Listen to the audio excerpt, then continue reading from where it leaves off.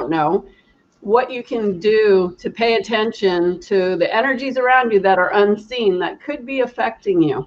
So I would definitely hang out for this whole segment, because the unseen energies are the things that sometimes you could be feeling sick and it really has nothing to do with you. So we'll go deeper into that, but just to remind you, I'm Cindy Eyler, and I'm here as founder of Light Activation, and we're giving all kinds of different segments that have to do with working with light activation, but different areas and approaches. And as usual, Homer. Oh, hello. My name is Homer Castillo. Welcome to our show.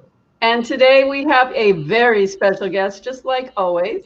This is Margie Morales, and she is joining us because she's been to a lot of our spiritual journeys, of course. She used to actually work with me, but also she's been to some of our mediumship classes, but also has had some mediumship, which, if you don't know what mediumship, that is communicating with the deceased people. So she's had some interesting experiences, and we're going to share with you tonight. All of us will share some of the many experiences we've had, but again, focusing it on feeling a deceased person's energy, or a deceased or even spirit energy might come into this. There's a lot of levels of spirit and how it could be affecting you, and you may not even know, or what to do when it does happen. If you have any questions, please feel free to put it into the chat room, and we'll do our best to get to any questions. Also, let us know you're here, because we don't know if you're here if you don't let us know where you're from. And also, if you're interested in, we're going to do our light activation healing readings, those little mini ones. We've been doing it, but we're focusing it on, are you an empath? And what you need to know about that right now. So that's what it's going to be towards. So Margie, welcome. Thank you. It's great to be here. Yes. So, okay, let's see. Where do we want to start? There's going to be certain things that we talk about today, from the feeling the energy around you, in this case, the deceased. It might be how we worked with the deceased person once we knew they were there for sure. When we identified that's what it was, how we identified that's what it was, and then some kind of wild stories about actually feeling them touching you and doing things. I've had a lot of experiences like that myself growing up. I've always been around different kind of spirits, deceased. A lot of deceased. I've seen them since I was a really small girl. And I wrote a book, Dead People in My Life. It's all in there. You can find that on Amazon or Lulu.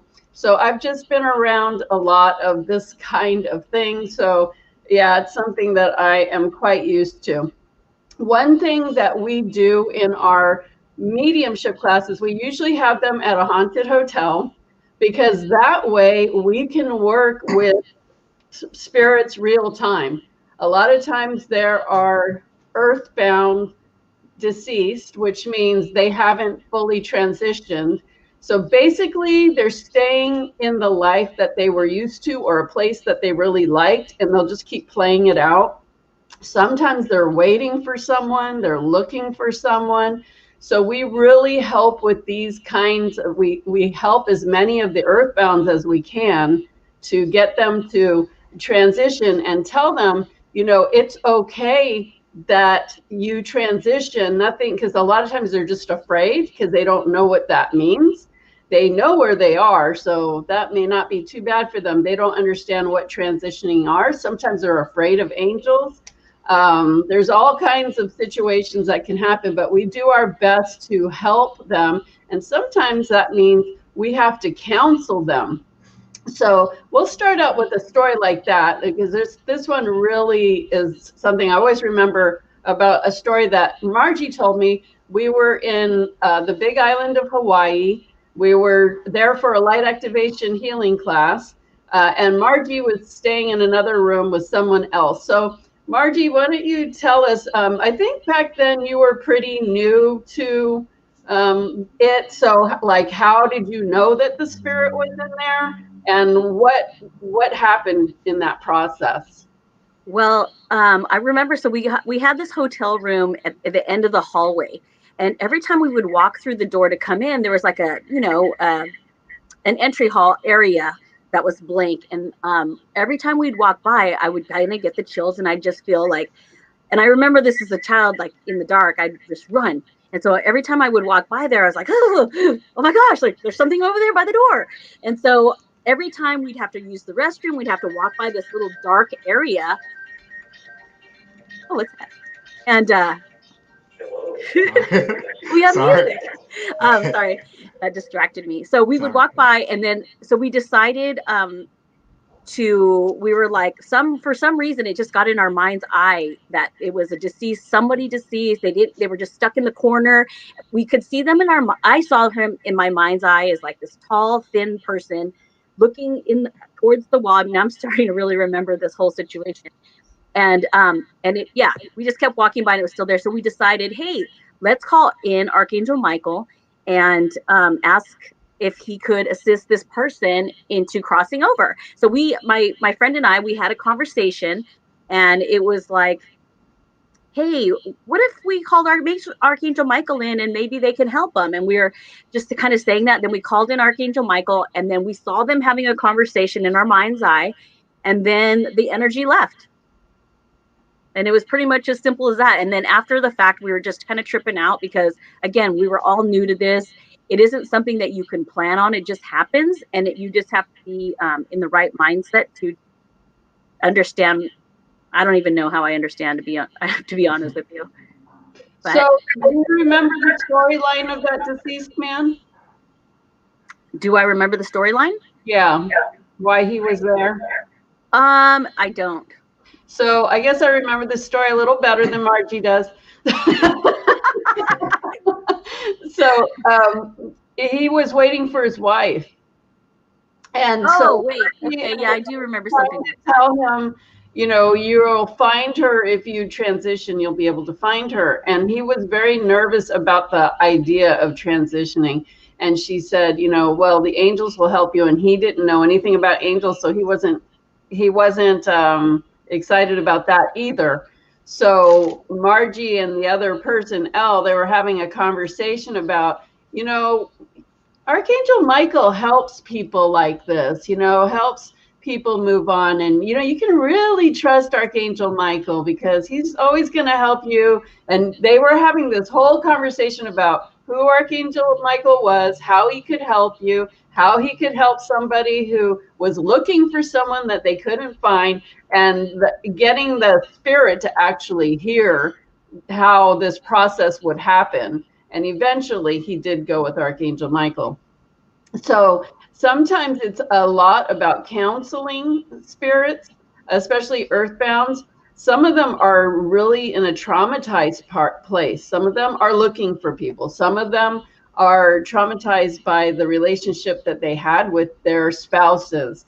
And there's all kinds of things that we have run into, but it turns into a counseling session. I'm going to be doing another segment sometime talking about suicides, because that's when I have, that's one of my specialties really, when I have counseled people who have, put their life to an end and thinking that if they kill themselves, they'll be out of pain, but they are not. They suddenly realize that it's still the same thing, but now they're not in the body, and now they can't even talk to anyone, and they just spin in this really dramatic trauma. So I help a lot of suicides to move on. So using the same technique, if we need to counsel a spirit, we will do that as well. So it's the same thing as talking to somebody with a physical body, and then we use our healing tools to work with the deceased. Homer, did you want to share one of your stories of healing, being an empath? Yeah, let's see. I have so many. How about the one where I got choked? That one? No, save that one for the end. Okay, the juicy Do one. do the potato salad one. Oh yeah, so I am sensitive with energies, and one time I was at the deli, and I was only gonna buy like one of those little, what do you call that? That mint, Pint. yeah, a pint of potato salad. But when I went to the potato salad section, I was feeling sadness and loneliness, and I kept looking at it, and I felt sad for it. So I told the woman at the counter, I said, "Can I get those large one? What is that? A quart?" And because I felt sorry for it, and I was feeling that energy. So before I ate it, I made sure I raised the vibration to that potato salad before eating it, and just blessing it in a way. Yeah. So that feeling of sadness could have come, well, it came from the food. So it could have been based from the food itself or who made it. Yeah, exactly. Because at that time, that was the hit, the psychic hit, intuitive hit that I was getting was whoever made that potato salad was feeling lonely, sad, and just yeah, depressed. Right. So I was feeling that with the potato salad. I know it sounds silly, but when you're an empath, you can really feel a lot of emotions um, anywhere and everywhere at any time. Right. And the important thing is to know that you could take on that feeling and think that you're sad, think that something's wrong with you. Or Homer, in that case, could have ate that potato salad and now he's eating the sadness that was in it, and it's going to become part of him. He's And I probably actually, would have gained weight from that. probably. The whole court for sure. I know. And like he was embodying it by eating it. Like you have to be careful what energy you're putting inside of you. Like who's making your food? What mood are they in? Or Like even your drink too. your drink too. And Mhm. I won't even eat something that somebody was angry. One time we were on a one of our journeys in Hawaii, and somebody was really upset, and she invited the leaders to have. She was just, we were staying in a big house together, but she was going to make us this lentils. That was what she invited us to eat that night. But she was so angry making the thing. And I'm thinking, I am no way eating that with all that anger. Like she was fuming. I And actually ate it though. then she burned it too. Yeah. You ate some, Homer? I ate it because I know she put a lot of effort in it, but I knew, okay, she is angry at the moment and I could feel it in that lentil soup. But I did do a clearing on it. But even after the clearing, that thing, wow. I mean, it kind of traumatized me in terms of eating lentil soup. I don't think I'll eat lentil soup anymore because I would think about that. But I don't know, maybe. Well, I think you ate well, you I ate. mean, I don't even know how it's supposed to taste like, but this one was very thick. Yeah, it was burned. It was Um, burned. It was bad. I would not touch it that was crunchy, but crunch. yeah. But I mean, she did put time into it, and I told her it was really good. Right. So Yeah. you never know if you're going out to eat if somebody's having a bad time and they're making your food. Oh, I do have to mention, now I don't go there anymore. I don't go to Popeye's Chicken. It's been years. But the last time I was there, which was years ago, I can feel just the um, vibration. It was low vibration. People that were working there did not want to work there, and I could feel it in the food. And I said, I will never go to Popeye's Chicken anymore. Right. And that's my second Popeye's Chicken story, Cindy. Well, and then you can tell when you go to a place and they really take pride in what they're serving. It always tastes really good. So Well, remember Heavenly Cafe? That was near the Pathway Center, Reunion Center. Mhm. The food was made with a lot of love, and you could feel the difference. You could taste the difference. And you'd be really feeling happy Yeah. after. Mhm. Also, this is kind of a little sidestep, but just talking about how foods and drinks can affect you.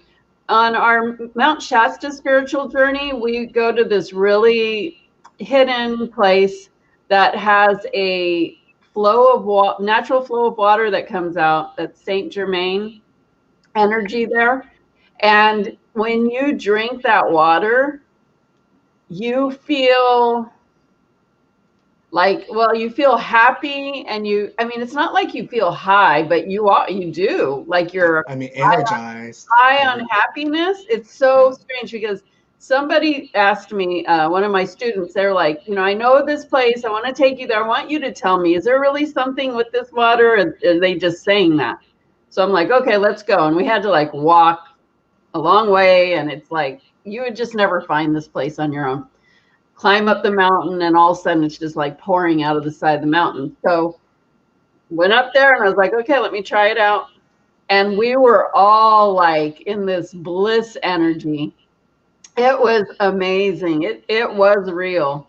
And just it's so interesting because when you're drinking it, like it's not like you taste it. Actually tasted what is it, carbonated? Yeah. Mm-hmm.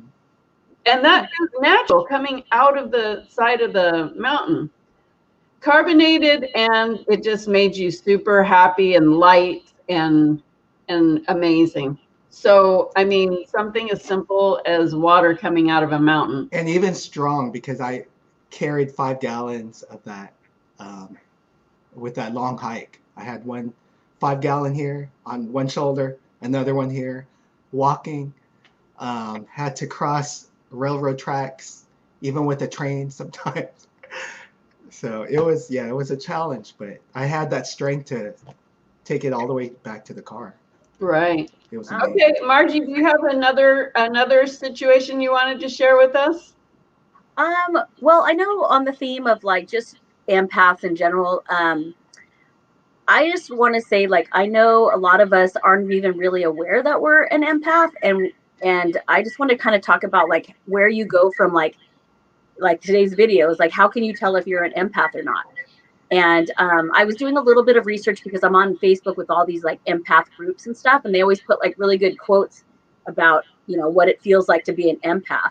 So I don't know. I thought we could maybe just kind of talk about some of the things. How I figured out I was an empath is like you said, I noticed that I would feel certain moods, or I would walk into certain places, and it's almost like reading the room.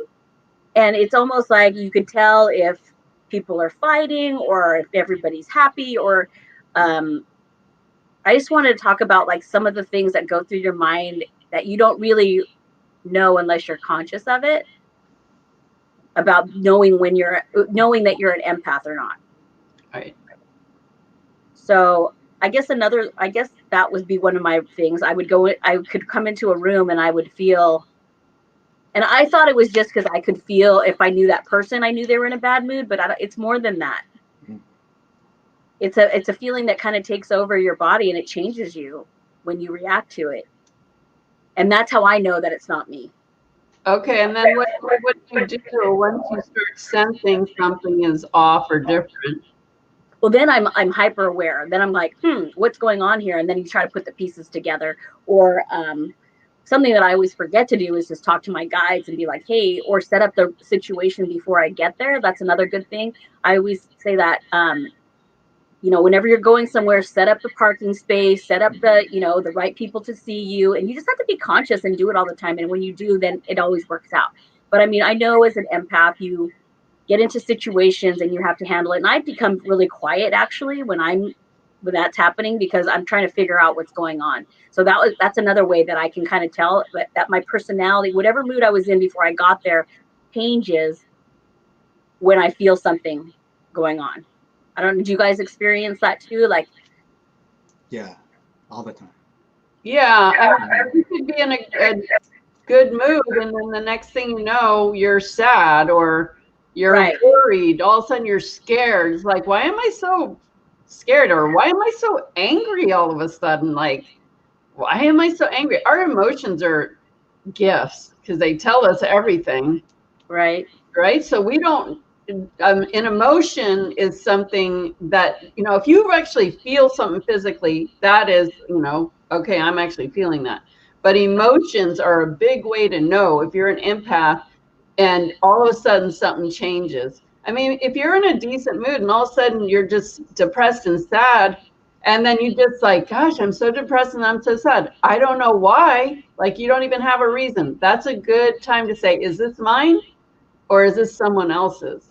And Right. so if you work with angels, if you work with a spirit guide, you can say, even with pain, like someone might sit next to you and they have knee pain and all of a sudden your knee hurts. You're like, is this my knee pain or is this someone else's knee pain? If this is not mine, send it away now. And if it's not yours, it will immediately release. So you want to ask, say that, is this pain mine? If it's not mine, let it go. So I'll go into just this other quick little story. When we were teaching mediumship at my favorite haunted hotel in Florida, I was in my room. I mean, that place was highly haunted. And we have lots of stories from that place that, eventually we'll get to a lot of them in other shows. But I was in my room and all of a sudden I started feeling like I was like my heart, like I felt like, am I having a heart attack? And I started to freak out and I started to like get really like, oh my gosh, is there something wrong with me? Is there something wrong with me? Well, knowing I was in this haunted place, I was like, okay, calm down, Cindy. Like, because I was freaking out.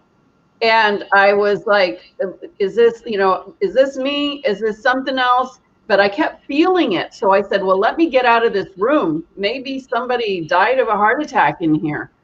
And that freaking out feeling that I was getting could be them freaking out. Because I'll tell you another Do you think that those ghosts that were trying to freak us out? Because remember, I couldn't even sleep with the light off. Like, I was so afraid there. There was a lot going on. Well, you guys were freaked out. Me and Homer were like, whatever. Like, they started throwing papers and doorknobs and stuff all over our suite. And footprints and door, everything. And me and Homer were like, you know what? You guys have fun trashing the place. We're tired. We're going to sleep. And we went to sleep. And the next day, there was crap all over the room. I mean, just papers and like stuff everywhere. And so we were in this big suite, and that's where we were having the class. And people walked in and they're looking like, what is that? I said, it was just the ghost last night. And there was actually a ghost tour going on outside of the hallway. And then they were all coming in our room. I popped my head out the hallway and I said, oh, the activity is not out there. It's in our room. Bye. So anyway, I was feeling that really scared, like, and I went down and my class was all at the bar. They were dancing and, just hanging out after class, after dinner. And I was like, I'm getting a martini. I don't know what's happening here. And then I said, Homer, I was like freaking out to Homer. I got to go sit in the lobby over there. Like, I had to get away from that bar too, that dance place. And I just need to get away from everyone just to get my energy together. Because I wanted to make sure I wasn't really, there was nothing wrong with me. So I went all the way to this other side of the lobby where it was quiet. And I sat there and Homer came there. I was like, okay, I was like totally freaking out. This was happening. And then it just calmed down. It was gone. And I was like, okay. Then I tapped into it and I just felt the energy of this man that was having this heart problem and really experiencing that freaking out thing. So that is really common when they're trying to tell you, like, I died like this. Or, a lot of times when we would do readings like that, they will tell you how they died. One time I was doing a mediumship reading and I didn't know how the person died. And I was like, okay, I'm asking him how he died. And I started feeling like pressure going from my gut up into my lungs. And I started to panic myself. I was like, wait, like I'm panicking, like I can't breathe. And I'm like, oh man, I'm like choking. I can't breathe. And I was actually myself, I was freaking out. And then finally they said he drowned, which made so much sense because it started in my gut and then just started filling up. And the freaking out, I was freaking out. I thought I was freaking out, but after retrospect, it was that he was freaking out because he was drowning. So, when a lot of times when they want to show us how they died, it's like, okay, I got it. Like, I feel it. Thank you. I got it. Like, you don't need to keep letting me experience what that feels like. So now I know what it feels like to actually drown. because I experienced that. And then that heart attack thing was freaky. So both of those were examples of how I was being physically experiencing that. But that was similar to my story too, with the heart attack. Right. So go ahead with yours, Homer. Well, also, if anybody wants us to check in to let you know if you're an empath, what percentage, you know, of the strength that it is right now, and any guidance that comes through for you on that, go ahead and say, I'd like a little of that. And we will randomly pick people. So while Homer's telling his story, go ahead and say, I'll have a little of that, and we'll pick someone. Okay, go ahead, Homer. All right. So this is very similar to Cindy's story about feeling things. So I was leaving the next day. So the night before, I said to my room, and actually to the whole hotel, if there's anyone that needs help to cross over, let me know. But it was silence. I didn't hear anything until later at night. In the middle of the morning, I felt something. Well, I was deep asleep, and I felt something pushing on my shoulder like that. And then I felt almost like an octopus tentacle wrapping around my neck.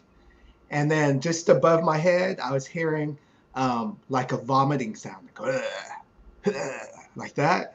And first reaction was I freaked out for a second, but then I knew what to do. I created a vortex of light, and I just sent it to my angels to deal with it. I said, whatever this is, here, you deal with it. So at that time, I thought it was an attack, but not until the next day that I realized it was a person trying to let me know how he died, and that was a heart attack. So those were the physical sensations he was feeling, like being pushed, like being choked and vomiting. And then I called Cindy in the morning. I told her what happened, and I said, okay, have a nice day. Oh my God. I said, I'm leaving now, bye. That was the same trip that I had that heart attack experience thing. And so I was, you know, like, oh man. And I think I was also getting like sick, like a cold or something. But I know Homer was leaving that day, and I was staying another couple of days. And so he's like, wakes me up, and I'm already, because I had that freak out thing that happened the night before. And he said, hi, Cindy. I'm getting ready to go to the airport. I just want to tell you, I got choked by a ghost like last night. So have a good day. And I'm like, what? What are you talking about? He goes, yeah, this thing, it was like choking me, and then it was throwing up on me. I was like, what? And then I was like, thanks for freaking me out. Now I had to stay here 2 more days, and you're leaving. So, yeah. So also, then you had another choking experience. Yes, a similar situation, slightly different. I was in the middle of the Amazon. I was in a small town called Iquitos in the middle of the Amazon in Peru. The night before, I bought a nice Jaguar necklace, and I spent maybe, I don't know, $200 on it. So I wore it to bed, and in the middle of the night, I felt that necklace like, so I was laying on my side, and all of a sudden I felt like someone laying next to me, like right behind me, and then my necklace was being pulled up and like back. So I was kind of like being choked. And I did the same thing. I said, angels, whatever this is, boom. And I just like blasted. He's like, I was like, what happened? $100 for that Jaguar necklace. I know. I'm like, I didn't spend this money to have it stolen from a ghost.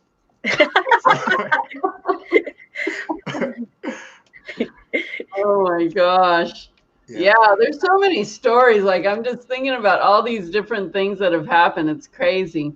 We'll tell more stories because we have a lot more of those. But let's see who wanted to have a little of that.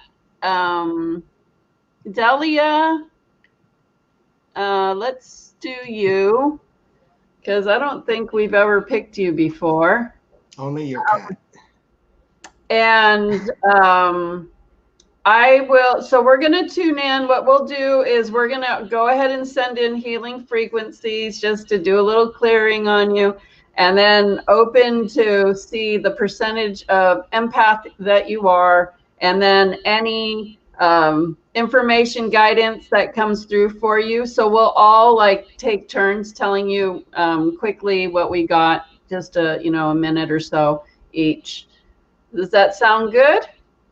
Okay, one thing when we tune in for any of these segments and we're tuning in for you, what we really want people to do, because I really feel like some really important messages have come through for people in the past segments, but you get so excited that you're like typing stuff to us in the chat during the little mini healing, so you're not really receiving everything that you could receive because you're distracting yourself by being on the computer. So what I'm asking is that if we call on you to just, step back from your computer, don't be typing while we're doing it. Just close your eyes and receive everything that we are, saying to you, so you're getting the messages, because whatever we're telling you is the most important thing for you to know right now in regards to what we're addressing. So don't miss out on your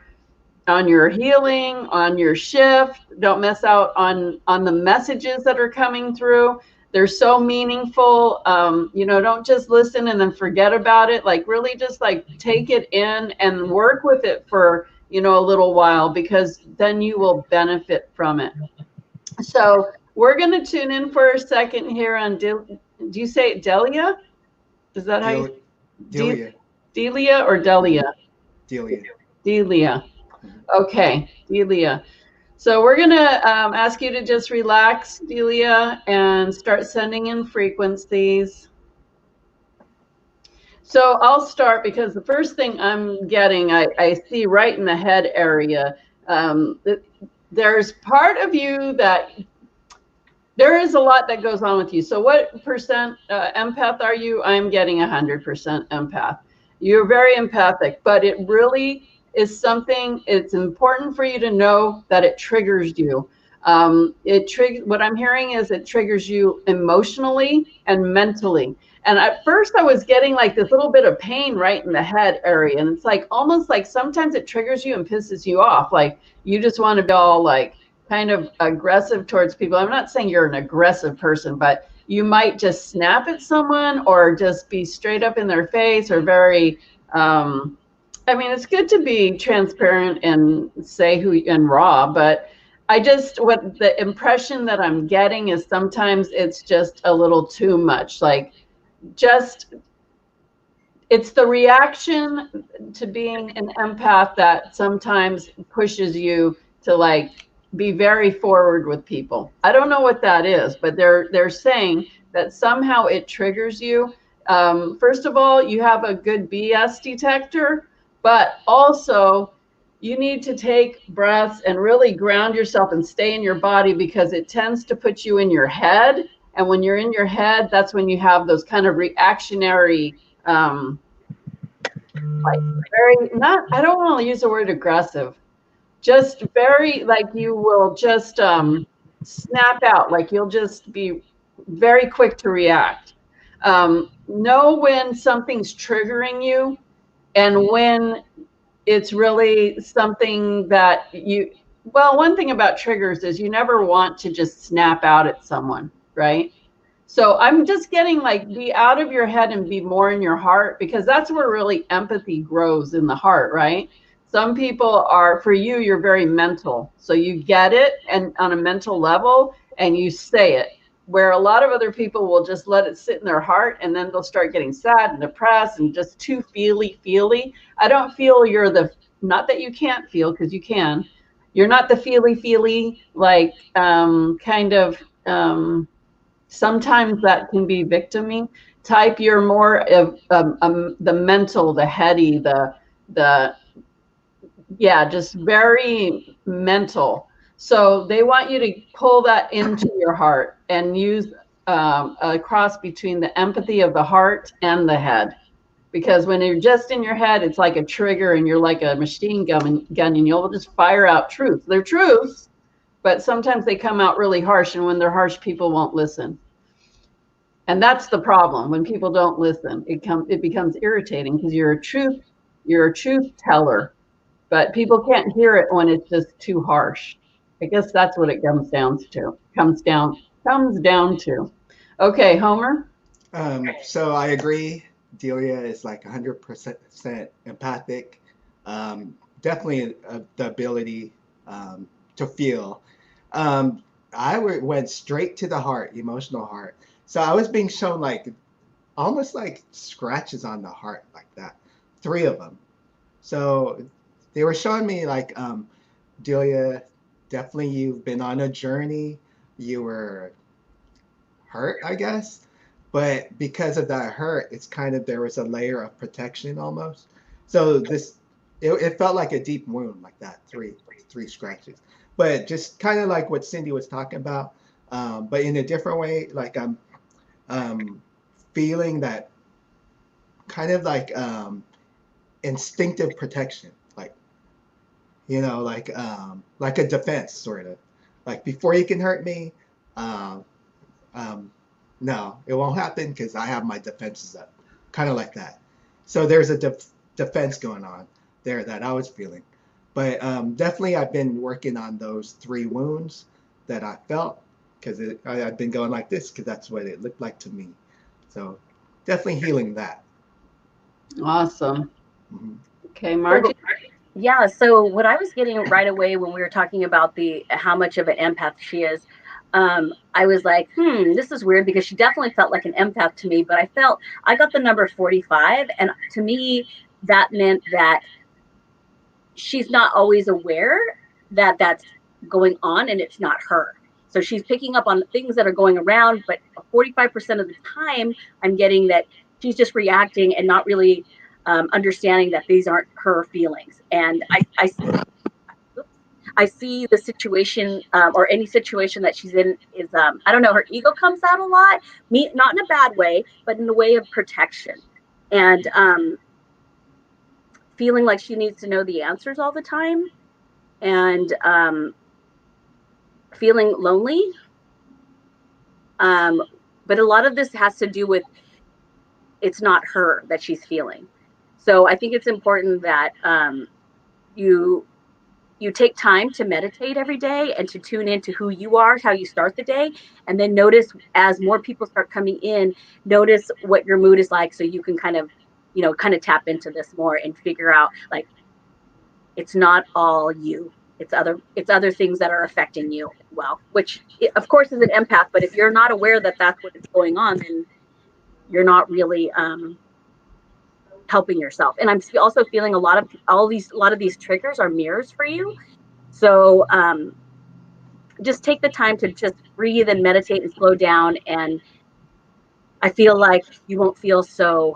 I'm feeling a lot of like anxiety. I don't know. I mean, I hate to use that word because it's kind of like a word that everybody's using right now. To me, I'm getting when I hear anxiety, it's mostly my empath traits. So yeah, that's what I'm getting with her. Yeah, definitely.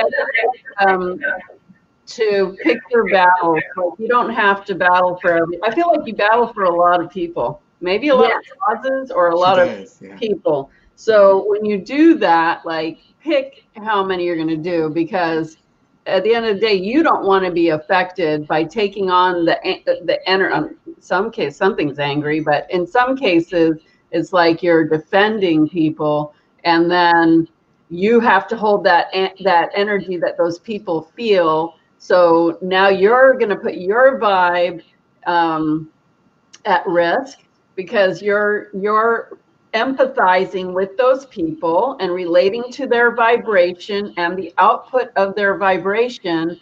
And so then it puts you into that vibration. And so then you start having more of these issues to deal with when it wasn't even your true vibration to begin with. You just met their vibe and then now you're in that vibe. So just pick who you're going to battle for. And if you are going to do that, make sure you stay at your higher vibrational level and help them at their level, but help them out of that vibration. That's really what's going to help anybody. If you help anyone the most help that you can give anyone, I don't care what the problem is help them out of the vibration that they're creating that problem in. You're never going to solve the problem in the vibration that it was created, right? We hear that all the time. It's true. Help them to have a better perspective, help them to have a healthier perspective, help them to redirect their energies, and help guide them to a higher vibration. Instead of meeting them where they're at, guide them higher. So you're doing good work. It just feels like you need to like know what's happening, because you could be having it a lot easier. Thank you for letting us do your little tune in there. Yeah. And that helps. Yes. What was I going to say? I was going to tell another story before we do another one. Do you have another story, Margie, about being at the Bellevue that you wanted to talk about? Well, I do want to talk about the part where we were basically holding our own mediumship class, and we were all called to the front of the stage. Talk about feeling super scared to stand up in front of everybody and do it. And I was just like everything else, right? You're like, am I going to get anything? Am I going to know what's going on? And I just remember somebody coming clearly in, being able to do a reading. I think it was a random reading, someone in the classroom, of somebody who had passed on. I thought that was amazing. That was one of my takeaways from the mediumship class for sure. Right. So would you say, well, in the mediumship class, that's learning how to connect with deceased and deceased loved ones. So would you say which one of your psychic senses helped you the most when you had to get up and do a live reading in front of the class? My visualization. I see things pretty clearly in my head. Clairvoyance? Mm-hmm. Okay. Well, you were feeling pretty much in that hotel situation, because you were spooning with the other girl in your room. I was scared. They were just freaking themselves out. Well, you were really scared when you went into my room at the end of the hallway. I don't. Well, you know what? The whole ghost thing kind of scares me anyway, just from growing up. My family used to, all the kids would have seances when I was younger.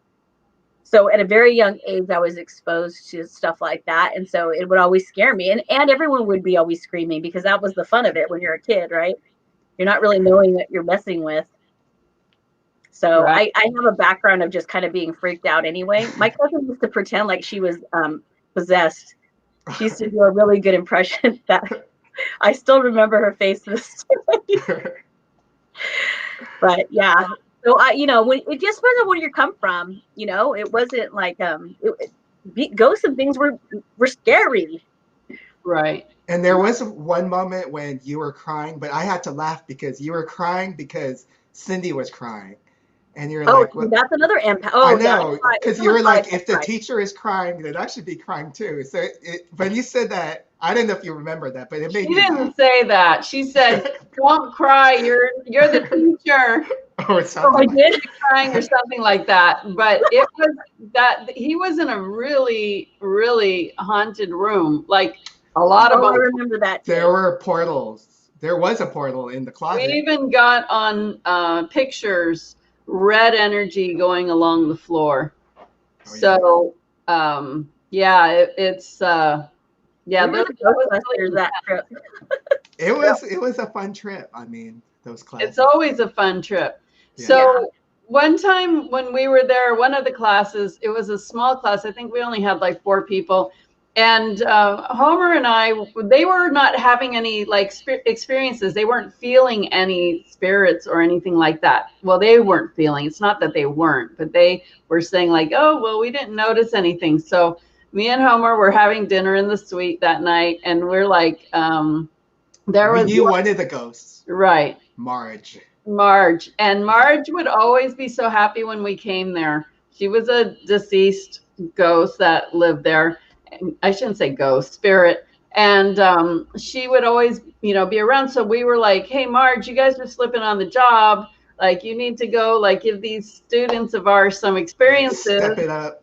Yeah, so Homer says, can you go to so and so and move her hair, or go to this other one and do this thing? So like after, he said about each one, go do this, go do that. So the next day they all came in and their eyes are all like this big. And we're like, what's wrong with you guys? They said, oh my gosh. And so one by one, they were telling these stories. Like, I just felt something pulling at my hair last night. And then the other one was like, I was in my bed and something was pulling my blankets down.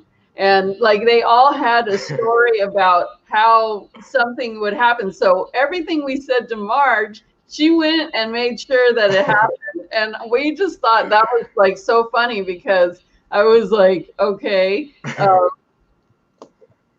there, it was exactly what we said that happened to these people. Mhm. So that's kind of fun when things like that happen. Like you go back to a place and one of the deceased says hi again. Can I be in your, join you for your class again? And like you have friends that are unseen as well as seen. So yeah, that Yeah. kept happening.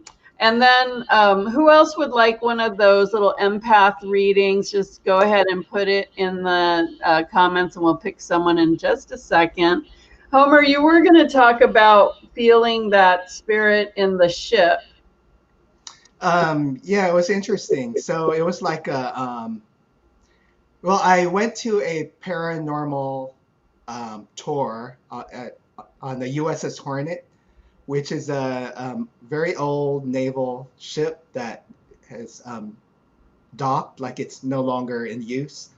But it's open for tours, and there was actually a paranormal um, trip where you could spend the night in on the ship. So I signed up for that, and I didn't know I was gonna be the psychic for that little thing. But I mean, I was getting hits left and right. But there was one um, part in the ship, the sick bay, or I don't know what you call it, where where the hospital is All usually the located. surgeries were. Yeah, so I was hearing from my angels like, go to the one of the beds, the hospital bed, and start doing a healing. So I was doing a healing, and I didn't see anything, just the table at that time. Then all of a sudden, in my mind's eye, I was seeing a soldier appearing right there on the table and receiving a healing, and I could see his doctor. So like I could see how it looked back in time, how it looked. So when I got to this guy's feet and started to send a healing, he actually stood up and he looked at me like straight on, and he was like, "Doctor, I'm seeing things. I'm seeing a brown man wearing a black jacket right in front." And I was wearing the black jacket. And he was freaking out. But at the same time, I could hear the thoughts of both him and the doctor. And the doctor that was treating him, he said, "Okay, the meds are kicking in." Like, the soldier was just feeling that. So in a way, it was like and the paranormal tour, they had a term for it. They call it time bleed, because two timelines coming together where I could see the guy, he could see me in my time, I saw him in his time.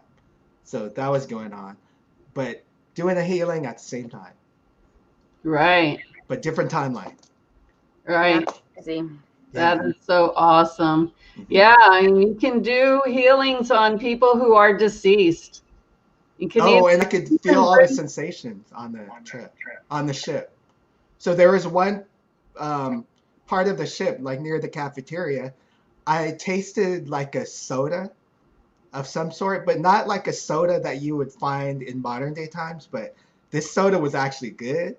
And I assume maybe in the 30s when they had good quality soda, it tasted so good. So I was using my sensation of tasting as a way of getting my message, and I was just um, getting my messages through that.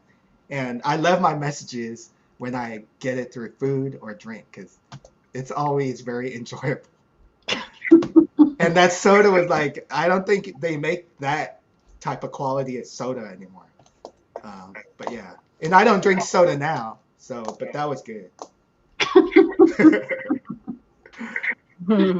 So yeah, one time when we were in Hawaii on our retreat, I think it's the last one we did. We were all staying in a house, and there was a spirit in that house, and it was slamming doors at night. It was making all kinds of noise. It was coming in my room a lot.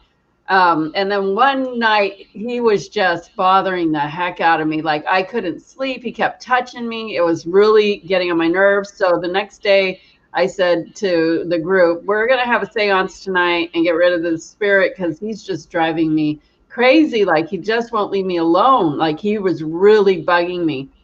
Long story short, we did a whole seance thing. And at the end, I was taking some pictures, but I was taking a picture of one of the people in the group because he had this weird thing in his mouth and It's a toothpick. whatever. And I took a picture of it and it looked really weird. So I was like, look at, this person. And I zoom in to see his face, and behind him is the deceased man. And you could see he was standing outside the window behind this guy that I was taking a picture of, and you can see all his features and everything. And I was like, oh my gosh, look, it's him. And yeah, he was Yeah, he kept walking around the hallways at I night. didn't like that at all. I just walked right through him. I was like, okay. One time when I was in India, I was really getting I think the pollution, like I was getting those, kind of allergies, and I had put on all these oils, and I went to bed. I was just miserable, and there was a deceased man in the bed with me. I did a video; it's on my YouTube about that. But I was like so irritated that he was in my bed, but I was so sick. I was like, whatever, just stay on your side and leave me alone. And I had seen him outside first because we were out in the courtyard talking before we all went to bed. And he must have followed me in my room. So yeah, that was also not great, but I wasn't feeling good, so I didn't care. Just like that time that me and Homer told the other ones, like when they started throwing things around our suite, we're like, go at it, have fun. We're too tired. We're going to sleep. I know. I had someone watching me, I think when we were in Salem. Yeah. Some woman just watching me in my room. I'm like, you know what? I'm too tired. If you want to watch, it's going to be boring, but go ahead. Exactly. Have that attitude. Yeah.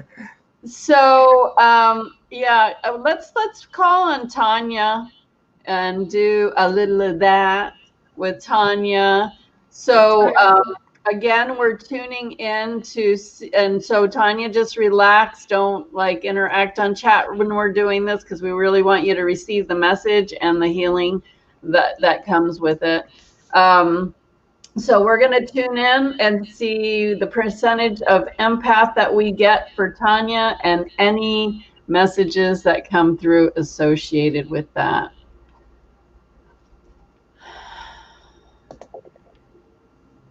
So I'll start. The first thing I'm getting is your throat.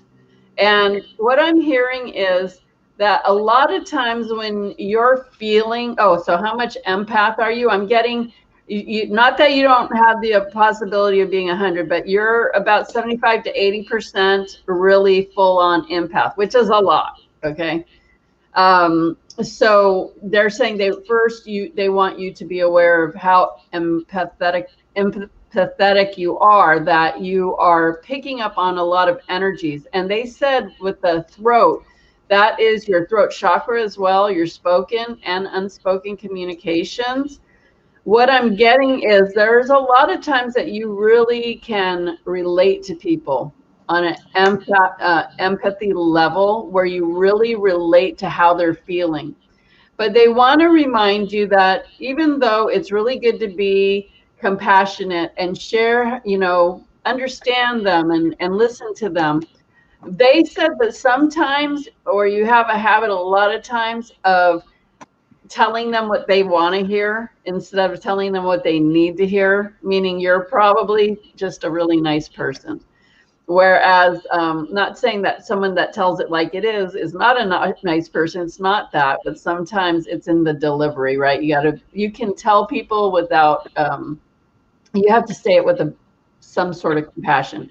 So whenever you deliver any message or tell somebody something or something you know they really need to know, but you might feel like they might think that that would hurt their feelings, or it's hurtful to say something like that, you can't always just be nice to people like that, because they're not going to grow if they don't know the truth. So what I'm hearing from your angels is go to your heart, and whatever you need to say, just say it from a place of compassion from your heart and speak it through your heart out of your mouth. And that's for anybody here. Anybody that has to have any difficult conversations, that something you know is going to be hard for you to converse and say. The first thing I like to do is actually call Archangel Gabriel and ask Archangel Gabriel to help me to speak it in the way that they're going to really be able to hear it and really be able to understand it in a way that's going to be helpful. That's the first thing I do.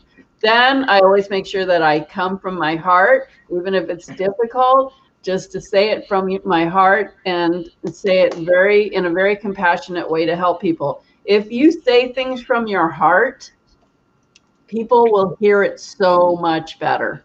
Okay. Than just saying it vocally, just from a mental thing, just saying it. But that's not always received too well. When you ask for Archangel Gabriel to speak through you, even better, because also you might say things in a way you may not usually say it, but that's how the person can hear it, you know? So sometimes things might come out in a way you wouldn't have necessarily delivered it. But the point for you, Tanya, is to tell people that, well, when they say tell people the truth, I mean, it's just like, don't always empathize with them, especially if they're in a victim mode.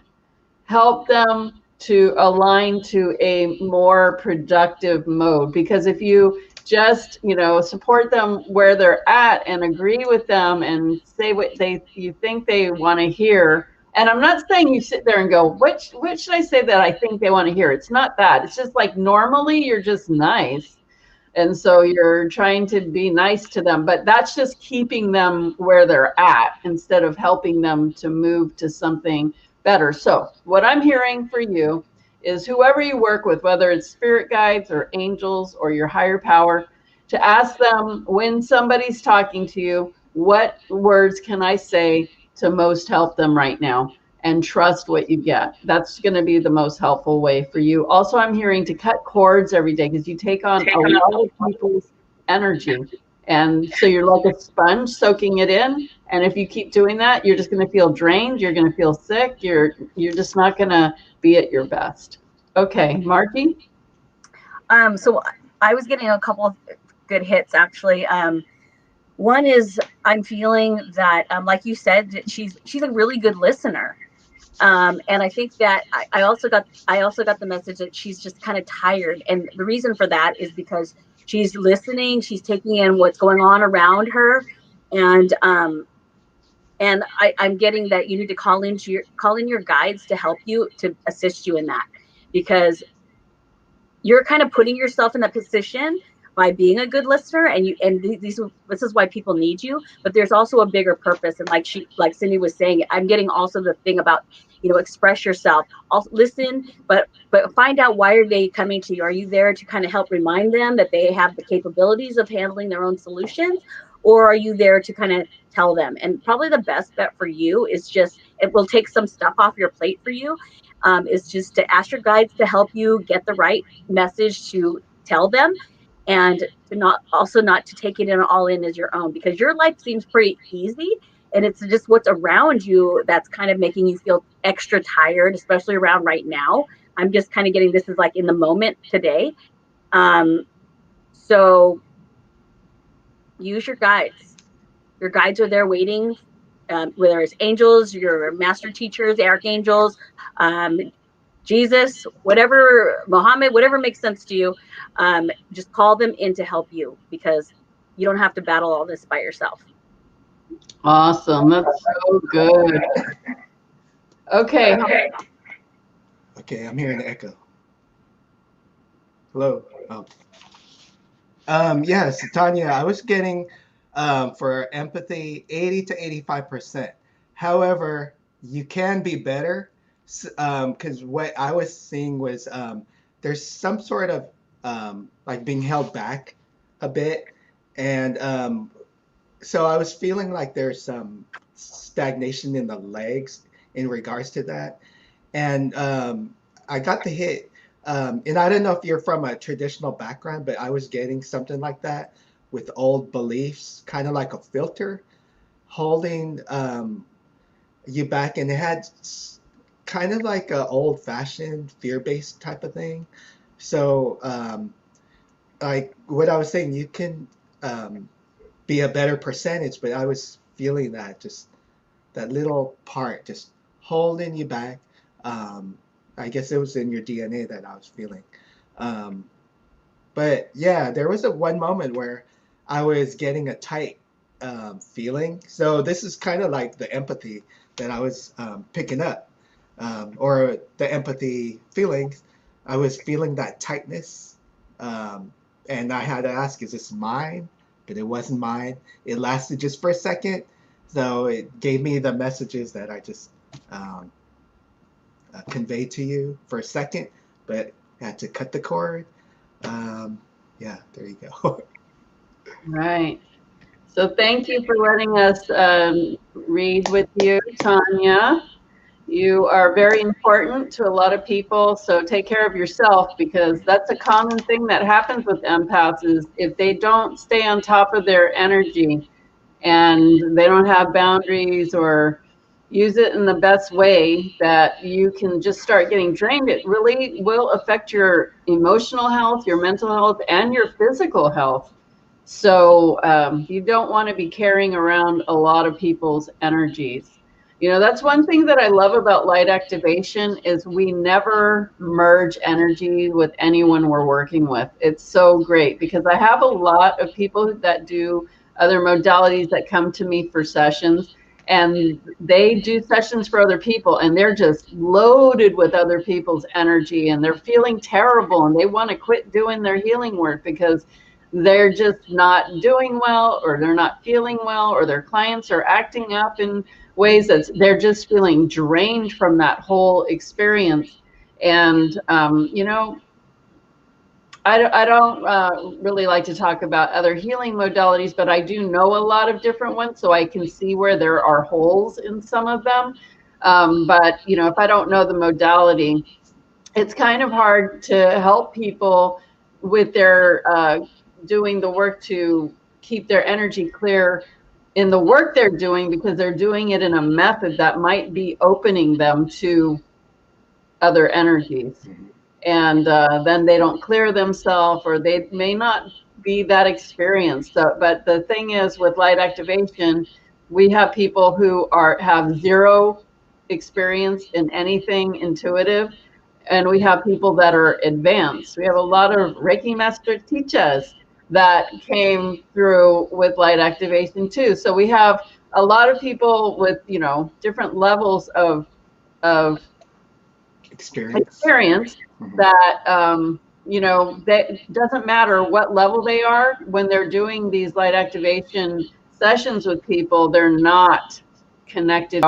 They're doing something wrong, because that's not normal.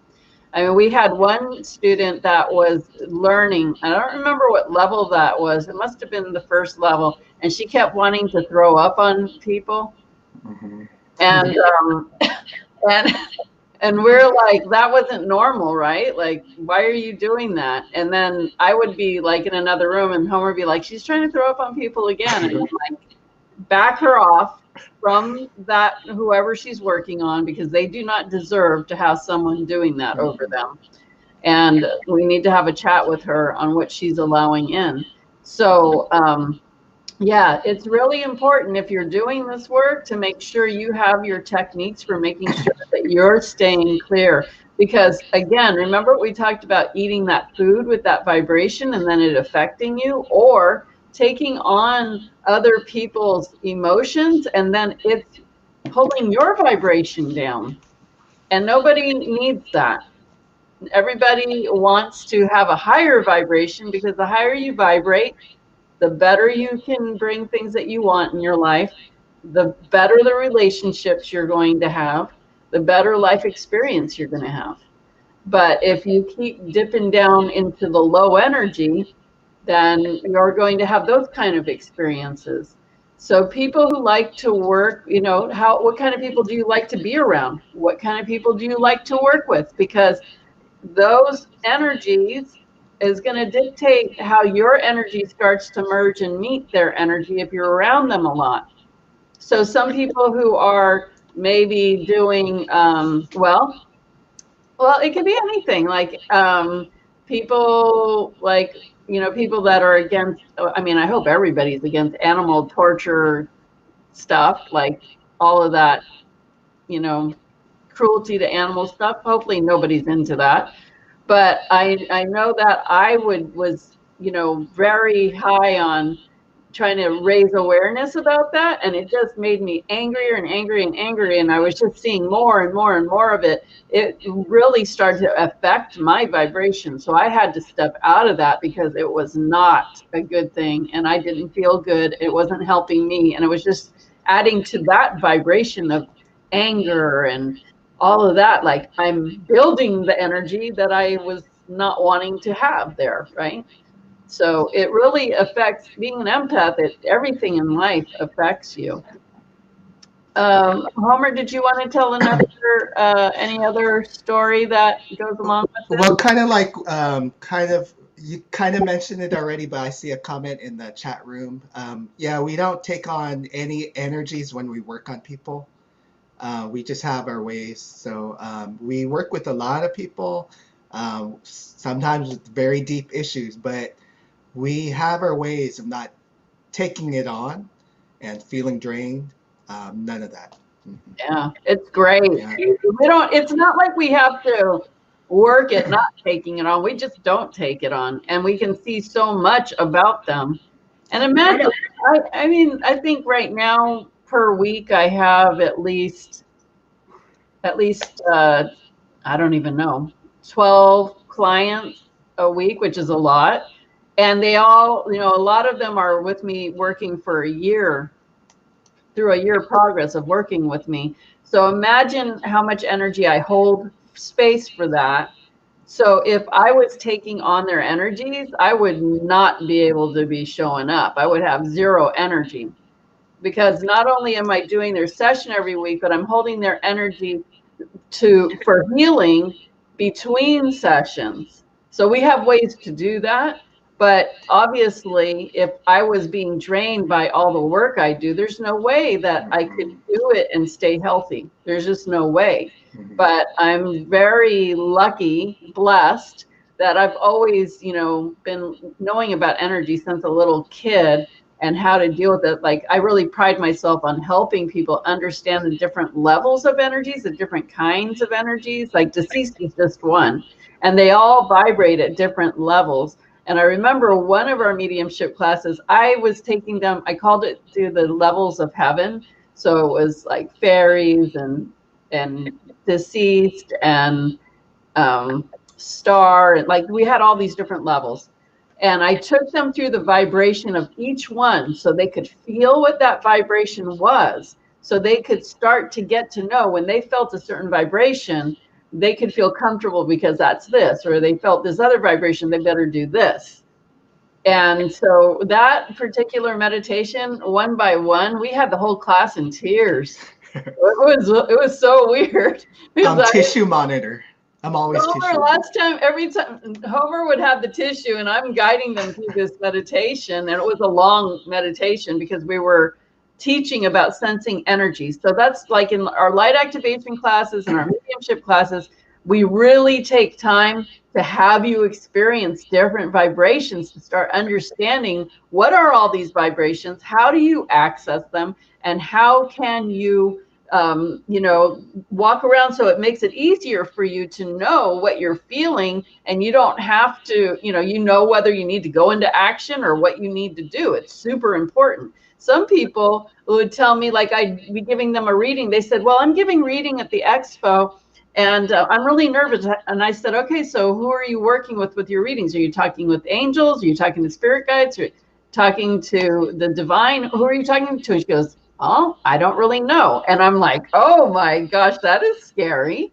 Because she, I would say everyone be very careful going to psychic fairs, because unless you know that they know who they're communicating with, if they are doing readings and they don't even know who they're communicating with, they could be listening to Uncle Joe walking by and telling you something that is completely wrong for you or getting you worried about something. Well, Uncle Joe may not be in the highest vibration wherever he Exactly. is in the spirit world. Right. So Yeah. if you're going to get a message from an ascended master like Jesus or Saint Germain or Mother Mary, that's going to be a different vibration for each one of those, but it would be a different vibration from an angel. And a seraphim angel would be a different vibration than a regular angel or an archangel. And working with the divine God, that's a different vibration. All of these different vibrations are going to give you different guidance. They'll all give you guidance, but it's going to come from a different vibration. So when I ask an angel a question, it's going to be answered differently than if I ask God for the answer. It's going to be different if I ask your Aunt Joe. Your Aunt Joe. Someone have Josephine. Yeah. If I ask your deceased loved one, it'll be different. So you can get different levels of guidance, but which vibration are you going to really get? Like one time when I was with a long-term relationship, I asked the angels, should I leave him? And they said yes. And I said, why? And they said, because they don't make you happy. And the one thing that angels really want for everyone is for them to be happy. So if it's not making you happy, they're going to say, yeah, you should, because you're not happy. So then I asked God, should I leave? And what I heard from God was, see him through the eyes of love. That's a completely different answer than what the angels told me. Okay, so you're going to get different answers depending on who you're going to. And they're all different vibrations and levels, which when we were teaching these different vibrations and levels in our mediumship class, people were just starting to cry and cry and cry because they were connecting in with each of these energies and then feeling that vibration in them was like a release and a shift. Everybody had a shift, but every time I turned around, someone was starting to cry, and Homer would look at me and then he'd go bring the tissue, and then someone else would cry and he'd go over there, and he was just walking I was around. a busy tissue monitor. I think that whole box of tissue was gone. I was going to just get the whole box and throw it at the class and they could just catch it. Right. So yeah, it's really important to know how to decipher energy, and I find that's one of my I think gifts that I can help people to do that. Margie, did you want to say anything before we pick someone else? I just wanted to say really quick too, when I know, I'm speaking for myself, when I'm tuning into the level of empathy, you don't have to be 100% empathetic. No. It's all about, like, we're just kind of tuning into how it affects you. So I just wanted to clarify that, because I think Homer said, well, you could be 100%, but it doesn't matter if you're 100% or not 100%. And actually, none of the percentage even matters. Exactly, it doesn't. What I would say though is that would also be the level of sensitivity that you are. That's more important, because if you're super sensitive, then you're also going to be super psychic and intuitive. Well, and we all have 100%. I mean, we can all be that. Right. It's just, what are you aware of at this moment? Right. What are you how much are you tapping into it right now? And that might be today. It can change tomorrow. And change in 5 minutes from now. I was going to say that too.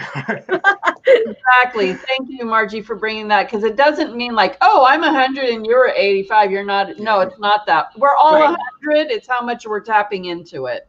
Right. So, and how you let it affect you. Right. Someone brought up a good question about, from, let's see, Allison from New York. Do you want me to read it?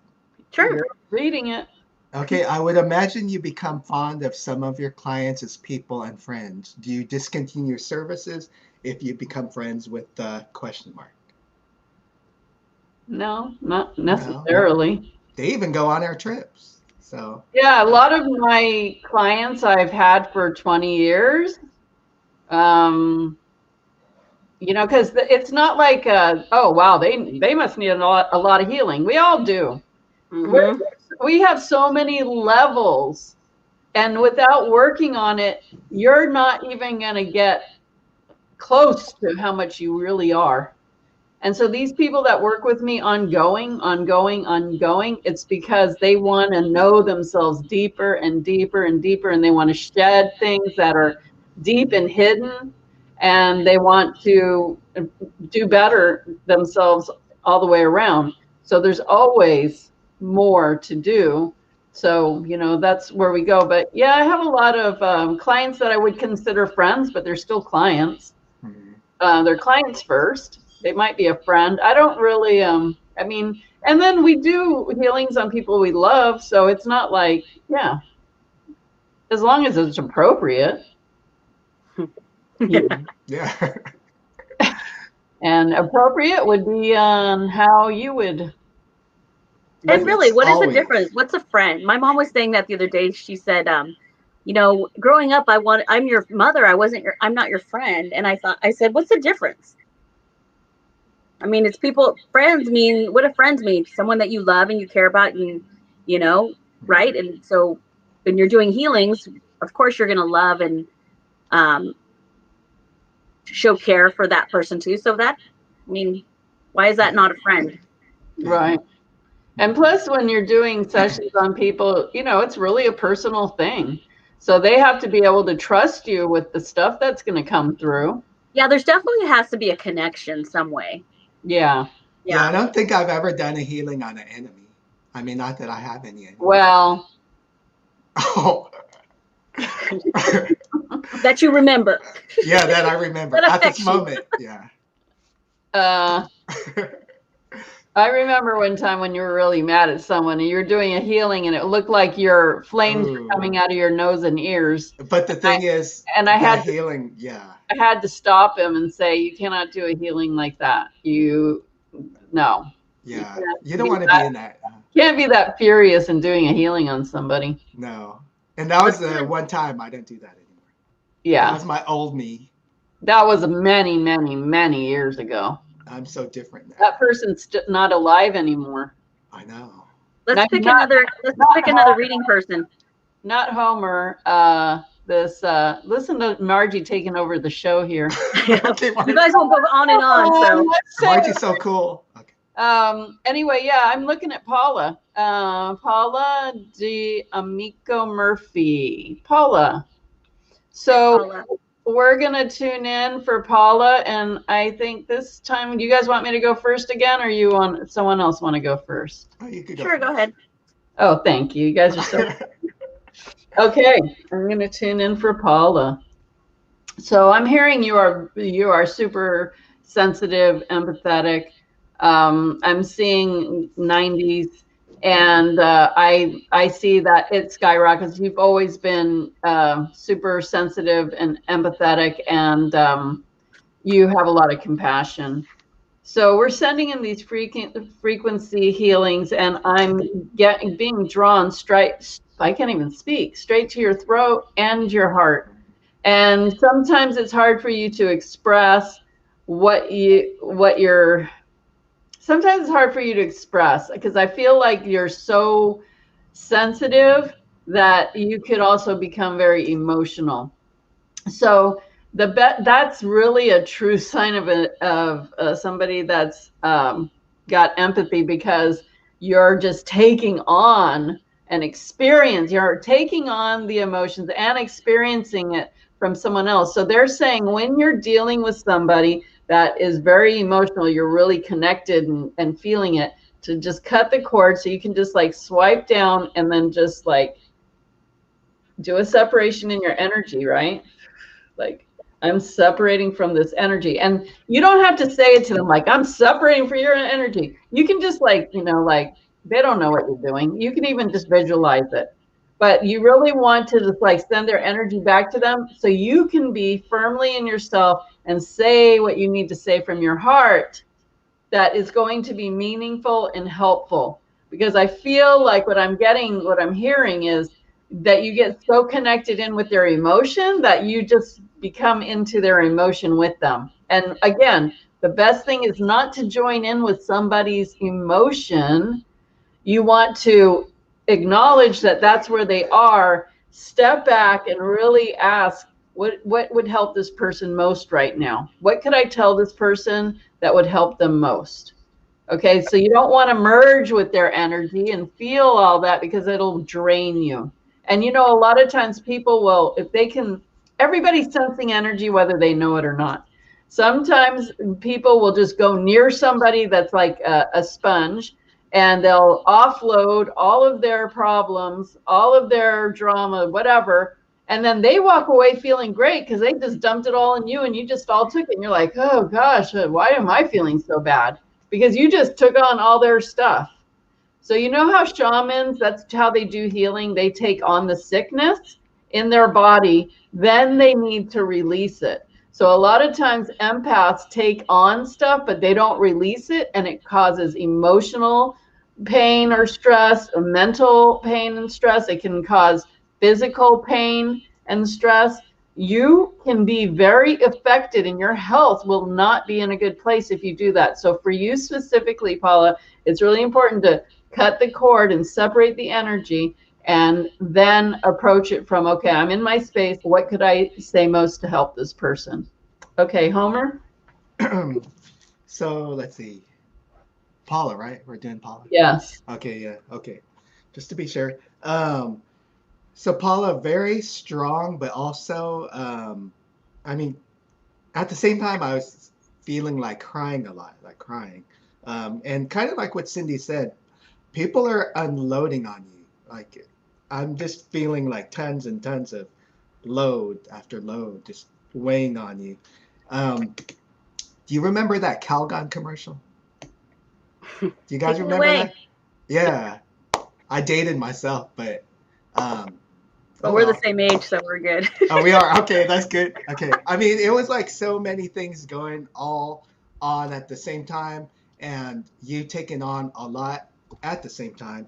So I was getting also with what Cindy was saying, make sure you cut the cords, but also make sure you cut the cords in all directions because I'm feeling it in your feet, and also in your back.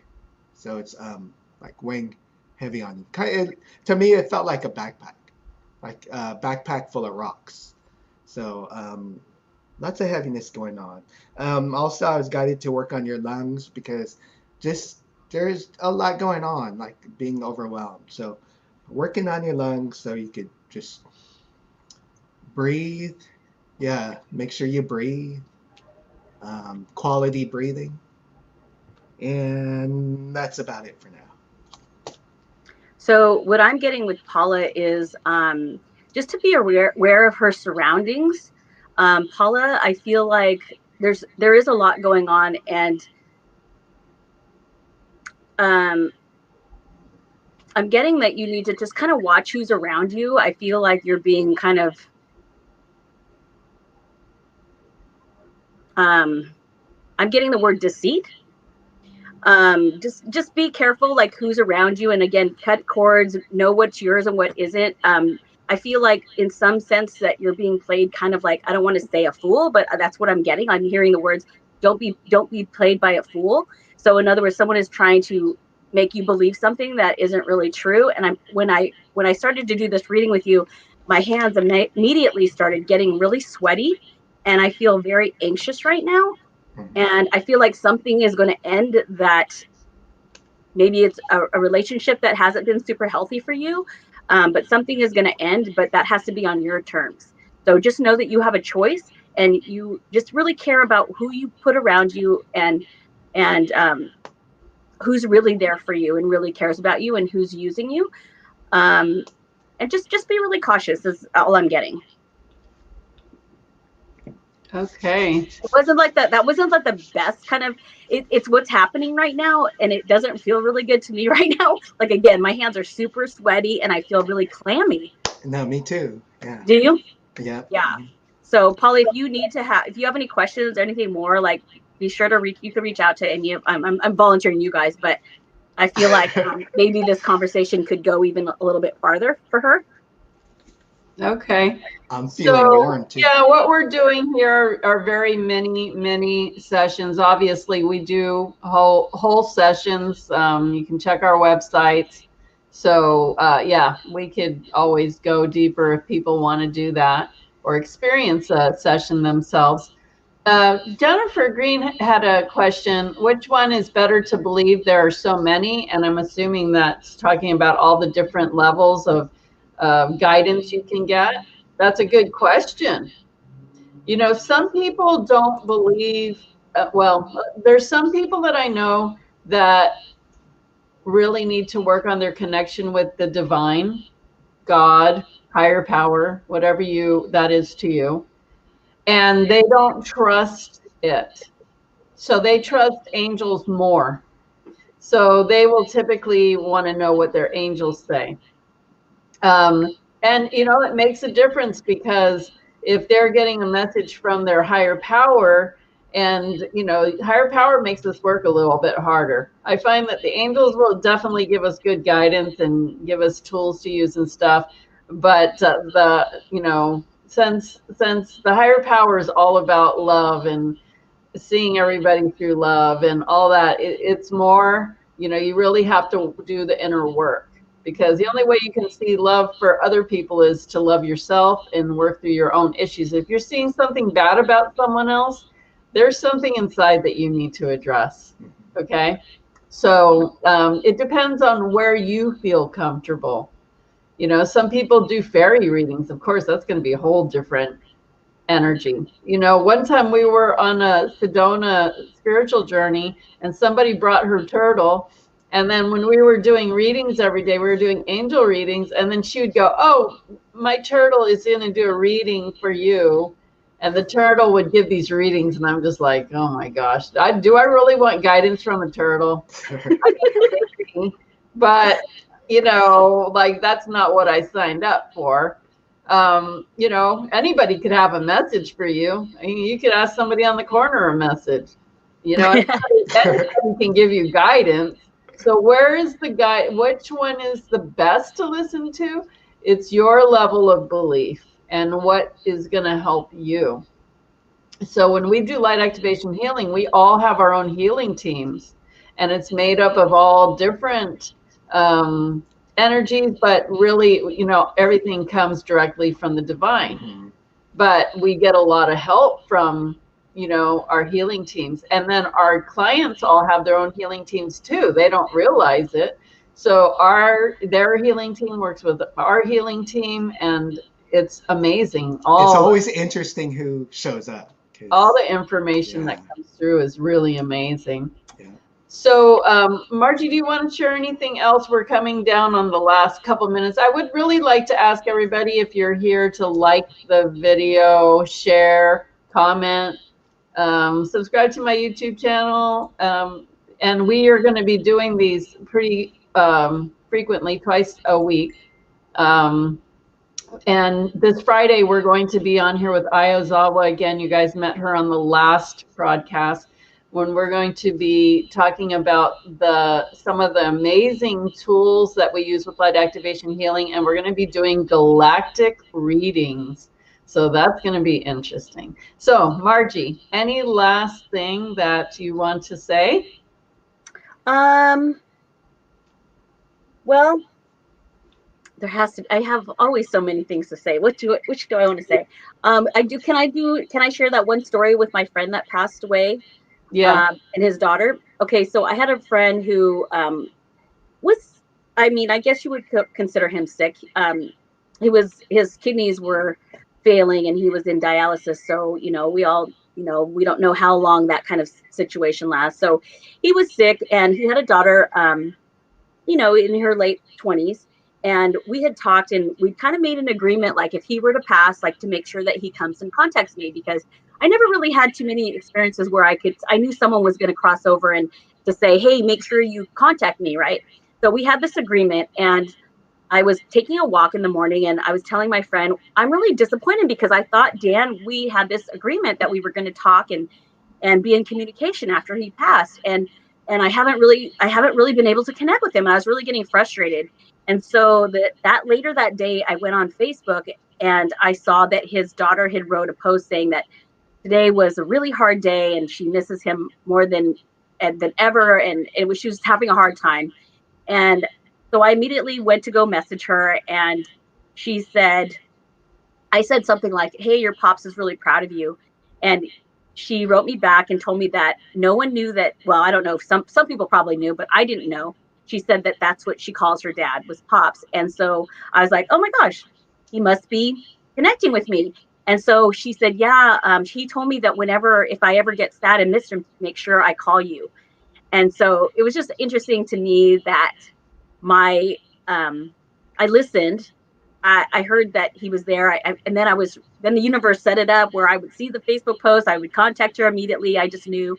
And I just thought that was a really beautiful story. So sometimes these things that come to us don't have to be like this big, whoa, what's happening around. It's just a day-to-day thing that happens. So just be aware. Right. Yeah. And then you just guided one step to the next step. So when you thought, I'm really disappointed, I thought he would show up, he was probably saying, hey, I'm showing up. And you're Right. like, oh, you know what? I was just thinking he hasn't shown up. But the truth was he did show up and you were starting to pick up on it. Yes, exactly. Not even knowing. And then you got the validation and she got the validation. And that's Right. just awesome. How beautiful Yeah. is that? Yeah. Well, thank you so much, Margie, for being on the show. And I hope you'll come back and be on the show for Sure. other things, because I know you've been around with many things with light activation and spiritual journeys with us. And it's always fun to have you here. And I appreciate you sharing all of your stuff. And thank you, Homer, Margie. for sharing Thank you. Good to see you guys. thanks, Homer, for sharing all your stories as well. Always interesting. I have a whole lot more. But yeah. And we will be back on Friday. So, hey, she just left us. She was not going to wait. Margie, come back. Boy, all right. Well, I guess she's gone. We will be back Friday at 6 p.m. Pacific, 9 p.m. Eastern to do these galactic readings and see these amazing, powerful tools that are from light activation that Homer and his father put together. It's going to be very high-powered vibration and super amazing. And I want to thank everyone for being here today. I'm very, very happy that you came. And yeah, we look forward to seeing you on Friday. So have a great week. Wait, she's back. Come back. You just left. I was like, boy, she just took off. I was like, I'm out. It affected my empathy. Exactly. Did you guys get your feelings hurt? Yep. So yeah, thank you, Judy, for sharing this to your wall and putting up the info for the next one. I'm so grateful for everyone's presence here, because it really, everybody joining in, even if not all of you were talking, we didn't get to call on everybody. Everybody's vibration is here, and we're raising our vibes together. And I love that. So thank you. Have a great week, and we'll see you on Friday. Peace.